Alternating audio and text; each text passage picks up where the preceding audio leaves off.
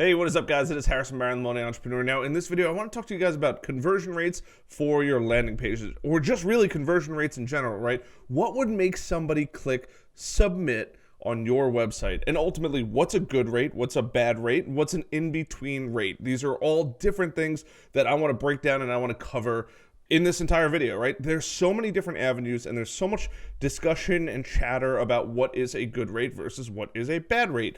And you might be thinking, well, why, right? Because I was so curious to know what that was, right? So I brought up a quick little WordStream article, and it says, basically a conversion rate is between 2.5 up to, about 11.45% and on the high end of a conversion rate. And the reason why that I'm even making this video is because I saw a comment in a Facebook group, and somebody was like, well, 20% is a good conversion rate. And I was like, well, that doesn't make sense, because WordStream is a professional company. They do this for millions of people, and it's just they have so much data and access to data. And then there's somebody who's like 20%, which is nowhere even near what these people are talking about, right? So where's the separation? And I want to give you my opinion, and not only opinion, but what I've seen work for our clients and ourselves as far as a conversion rate. So let's think about it, right? A conversion rate. That is somebody coming to your website or coming to a landing page and then ultimately clicking submit and entering their information. Now, what do they enter their information for? Has a huge factor into what percent you're going to get, right? The better the value on the other end, the higher it's going to be, right? The lower the value on the other end, the lower it's going to be, right? If you're just opting into a newsletter, it might be way lower. It might be 1 or 2%, right? Which is pretty low, and it might even be less than that, versus if you're giving out a free ebook that's going to teach somebody how to make $1 million, right? Well, that's a pretty high value item. So maybe it's 10, maybe it's 15, maybe it's 20%. I think the other thing that most people don't think about is where that person's coming from, that customer journey, right? Because a lot of people, believe it or not, a conversion rate is usually measured on, somebody coming in from an ad onto the landing page. Well, if they're coming in from an ad, if that's a really good ad, they're targeted. So you would hope that conversion rate would be much higher, because you're creating a landing page or a page where they're going to be converting. We'll call it a conversion page right now, because it could be a landing page, could be a sales page, it doesn't really matter. But a conversion page, right? They're landing there. But where are they coming from, and why are they coming from there? So in the case of what we do at my agency, we're creating content. We're doing content marketing. So we're driving traffic to a website. Now, not everybody is going to be interested in whatever we're, helping a client with, or even ourselves with, right? They just want the information that they went looking for. And we have to keep providing really, really good information and linking out to other areas that makes them know, like, and trust us to ultimately buy from us, right? That's essentially what we're doing and how our thought process goes. So for us, a 1 or 2% conversion rate is actually not that bad, depending on what you're doing, right? It also depends on the presence that they have, or the, brand or reputation they have, and things like that. But on the flip side of things too is, how optimized is your conversion? So when I say that, I talk about A/B testing in a previous video, and I'm actually going to break down like the whole customer journey and where they're coming in from and why they might be higher converting than not in a moment. But if you're sending a really high quality targeted ad and you've tested the heck out of your conversion page, right? Whether it's a landing page, a sales page, or a giveaway page, whatever that is, right? Squeeze page, they call them, and things like that. If you've really tested that, maybe your conversion rate is really 20%, and you are the, X factor of most people. But if you're just, hey, come opt in, right, to my newsletter or my email list, maybe it's a 0.5%, maybe it's a 1%, right? These are all things to take into consideration when you're thinking about this kind of stuff. And the reason is why, right? Well, if we just do 100 people, right? Let's just use a basic number, 100 people. Well, if there's 100 people and they all land on your website, the likelihood of one person wanting more information is probably moderately high, but 2 people or 3 people is probably pretty low. So they may read more, right? And they might want to learn more and things like that. And depending on what that actually is that they're going to get when they click submit with their contact information is hugely dependent on, is it relevant to that person? Are you providing additional information for that person as to what they want, right? Sometimes it's just like, hey, like I have on my personal website, harrisonbarron.com, I have an article like, what are the pros and cons of Alignable, right? Maybe you just want to know what the pros and cons of Alignable are. You don't care about learning LinkedIn or anything like that. You just want to know, is it something I should use? Is it something I shouldn't use, right? And that's it. That might be the only question you have. So for me, maybe it's a 0.5%, right? Or a 0.2%. And whatever that number is, it doesn't particularly matter. You just have to find the number that works for you. And then once you have a baseline number, then you can work on improving it. So I want to draw like a couple quick sketches really quick. I couldn't say quick anymore. But other than that, people are going to come in, right? So I love my little people here. So we're going to have my little person, right? And let's just say there's 100 of these people, right? But this person wants this product, right? Whatever that product is, they're already actively looking for it. So if they're already actively looking for it, chances are pretty good they're going to get served an ad or something like that. It might be highly relevant. So that person, right, might come here and they're going to get those eyeballs, and maybe that is a 10% rate. But what's interesting is when you're first starting your landing page or your conversion page, whatever that might be, maybe it's only 2%, right? And you have 2 people come in, right? So how do you get that number to go up? Because I think every opt-in and things like that, once you have a baseline of it, you put 1,000 people through it, you can then begin to improve it. So if we increase this number to 1,000 people, right? And we're really only dealing with 2 people out of that 1,000. How do we make it better, right? So we're gonna have, iteration 1, all right? 1, and then we're gonna have iteration 2. And iteration 2 is going to look just like iteration 1, but we're going to change something. So if you remember science back in the day, you isolate what you're looking to figure out. So maybe on this, it's just the color of the buttons, right? Let me go grab a different color here. And maybe it's the color of the opt-in button down here, right? That might be the one thing that is going to change amongst both of these pages, right? Maybe it's a blue button versus a red button, right? And you'll see that this works better. And instead of having a 2% conversion rate, maybe this is a 3% conversion rate. Let me write some percentages up here. So now you know that, hey, blue buttons is a good thing. So then you take this page, you bring it down, and then you say, okay, great, we're going to create our next step or our next revision, right? So we're going to have 2A, 2A, right? And then we're going to have, maybe it's 2B.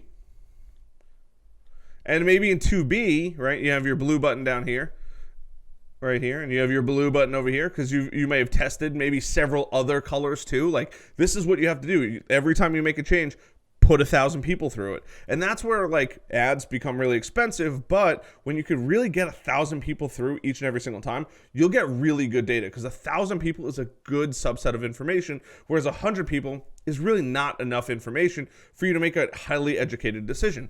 But maybe on 2B, right, you put a video in here, right? And this is going to be my little attempt at putting a play button in there. And maybe that video then changes this 3 to 5%, right? And maybe you didn't leave this on here, so we know it's at 3%, right? And then we say, okay, great. Well, obviously 2B works. So let's bring 2B down. And then let's make another one. Let's call it 3, right? And now you have that blue, right? We have a blue button in here. We have a blue button on this one. Now, both of these are going to have videos, right? You want to make sure that, it's adding on. But maybe down here, all the way at the bottom, you add, instead of another blue button all the way at the bottom of the page, or maybe it's testimonials or something like that, you add a green button, right? And then you realize, hey, this now yields 5.5% conversion rate, right? And this is ultimately, sorry, that's supposed to be a 5 here. This is ultimately how you're going to A/B test each and every single one. So after you get 1,000 people through on the first one, right, you're going to get 1,000 people through on the next one. You're going to get 1,000 people through on the next one. And that's 3,000 people you would test. But once you do that over and over and over again, you could take that page and bring it from a 3% maybe to a 10%, right? That would be huge if you could bring it to a 10%. And that way, if you bring it to a 10%, and this is where like sales gets really exciting in my opinion. Let me bring that down just a little bit. If you could get it to 10%, right, you get 1,000 people that come through, right? 10% of those people is going to be 100, right? So you're getting 100 people to opt in.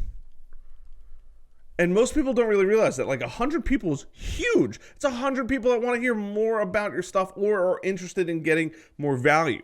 Now, here's the interesting part. If you could do this month after month, right, and in theory, this is going to grow on average because you're going to be A/B testing it, right? You're going to have now let's just say for easy math, 1,200 people at the end of the year who are interested in your stuff, right? That's a great number. And the cool part is now when you have 1,200 people, you can then start making offers. And you could do this, and you're going to do this long before you have 1,200 people. But now you could say, okay, well, I have 1,200 people in here, right, at the end of this whole year. Now, what is my offer page, right? Or what am I selling? What is that thing that's going to make somebody click submit, and I'm going to send money to this person? So you're going to go through this whole process, right, all over again with your product or your sales page or your sales copy. Whatever that thing is for you, it doesn't quite necessarily matter. You just have to figure out, you got them in an opt-in, right? You're going to be sending them emails this whole time, and then you're going to be making offers randomly throughout it, right? Value, value, value, sale. Value, value, value, value, sale, right?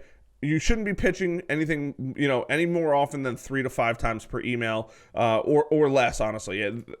Every fourth email is probably the max. Every 10th, you do want to make offers. People are interested in giving money if they're putting in their opt-ins, right? And even at this rate, right, if you can get a 1%, which may sound very low, but I like to go with low numbers. I think it's really, really important, right? At a 1%, that's 12 people. 12 new customers, which is huge, because if you really think about it, right, that's one new customer every single month, right? Month after month, you're getting 12 customers, right? But if you think about it and you say, hey, my product's worth, I don't know, $300, right? Do the math. That's $300 extra per month. That's what, $3,600 a year? Now, you might be thinking, well, that doesn't sound like a lot, right? And you're right. It's really not that much, $3,600. But the interesting part is and I know this page is getting kind of messy here, but if you can increase this number of people opting in, because more people are visiting your website. So if it's 1,000 people, right, maybe it's 10,000 people.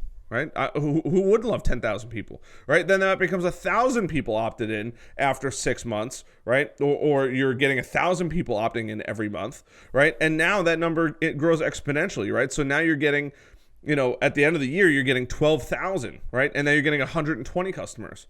Now, I don't know what the math is on that, but I'm just going to do it really quickly. 120 customers times 300. That's $36,000. I don't know why I didn't just put a zero here. That's $36,000.